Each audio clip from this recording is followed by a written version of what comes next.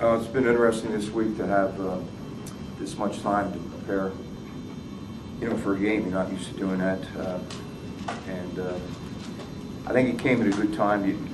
You never know how a change in a routine is going to affect anything. But we were obviously Adrian Bowie was sick, but we had a few minor, like ankles, things like that that gave us a chance to get healthy. So I think we're certainly healthy as of going into today's practice. Looking forward to the game. Virginia Tech, being 6-3 in the league, they put themselves in pretty good position. They have three players that do most of their scoring in Delaney, DeCello, and Allen.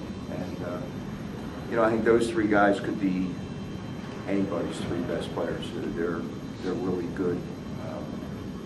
They account for about 77-78% of their offense in league play. So they all know how to score, which is, being able to put the ball in the basket is still probably the most important thing in basketball. And all three of those guys can do that. You mentioned Adrian. How is he back to full health, and how long did it take him to kind of get back in the swing of things? 42 hours. No, I don't know. He was fine, but as of Tuesday, he was fine. Back in the swing of things was that second part. He's still practicing like everybody else. Gary, Virginia Tech has lost several hard-working games, buzzer beaters, half-court shots like that early in the season. What does it say about that team that they were able to get the season back on track and be in the position they are right now? Well, I think we did the same thing when we lost to Miami and Florida State. They were heartbreakers. Yes. So you just fight, and if you have good people playing for you, they don't quit. And that's what you do. You hope your players have a lot of pride. Obviously, Virginia Tech's do, because they didn't quit, and that's how you handle it. That's all you can do. You mentioned last week that Graves has kind of gotten himself in a better spot in terms of how he's going to be playing. Can you kind of go into just what he's been doing differently of late that puts him in a better spot? No, I think he's like a lot of players. They go through different things during the season.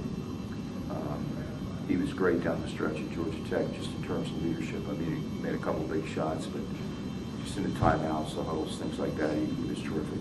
And as a junior, we when you have one senior, you need that.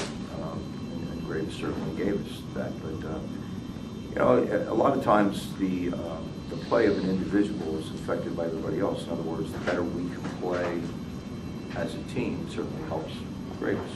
It's not just Graves doing this, Graves doing that. It's Maryland. The way we play is important to our success, and Graves is an important part of that. We've won games where he hasn't played well. We've won games where he's played well. So it's a team thing. How important is his personality to the team? Because it seems like the rest of the guys are kind of quiet.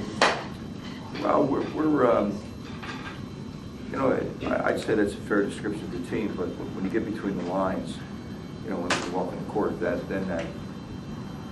has to change. I think we're pretty aggressive, pretty vocal now, with our team on defense, which you have to be. And but Graves certainly, and I think sometimes he stands out a little more because of that. In other words, if we had other guys like that, it wouldn't be, as obvious because, when he is criticized sometimes, it's because maybe he's a little different than the other guys. And so part of that, I think, is the personality of the team. But guys like Adrian, Landon, Eric Hayes, Dave, they're not naturally real outgoing vocal people. So the big part of it is that's okay, but when it comes time to play, we have to be vocal. It seems like Graves interacts with you a lot during the games. And does he do that more so than some of the leaders you've had in the past? No, I've had with a guy like Steve Blake, it was always kind of like a mental thing, going back and forth. We didn't have to talk a lot. With Graves, I think, you have to show sometimes you're with him, and I really am, during the games.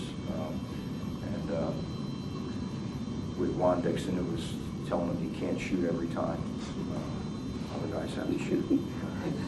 But it's always, that's the fun part of coaching, you know, the communication you have with your players both on and off the court. And a lot of times, people don't see what allows you to communicate with players during the game. In other words, that's the result of meetings during the week, and coming up to the office, watching videotape together, those types of things that lead to where you can do it on the court, because you can't communicate all the time because the game's so quick and you don't get timeouts between each play or anything like that. You have to do it on the run. And, you know, when the play's down the other end, you hope that especially you and your guards are on the same wavelength. And that's when you have good communications, when you have that, when you both think pretty much the same way in a game situation. Gary, is Bernie closer to being back at any point, or is he? He's practicing. I mean, he's fine health-wise. It's just getting ready to play in games. Can he play in games? I mean, there's no, you know, we'll see how it goes. After the game Sunday, you had mentioned that it didn't matter that Sean hadn't scored because he had played a crucial role for you guys in other ways. After reviewing the tape, what are some of the subtle ways in which he was able to make a difference in that game for you? Well, he comes up with loose balls. He goes after offensive rebounds. He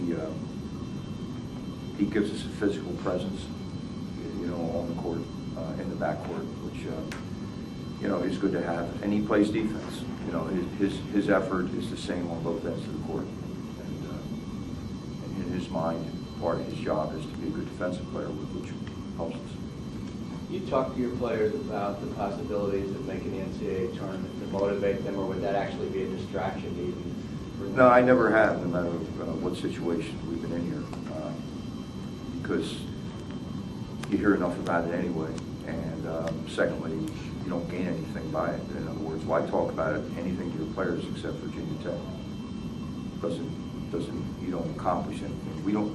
If you're a good team, you don't need outside stimulus to get ready for a game. In other words, Virginia Tech gets us ready to play. They're playing good enough to get us really fired up to play on Saturday. We don't need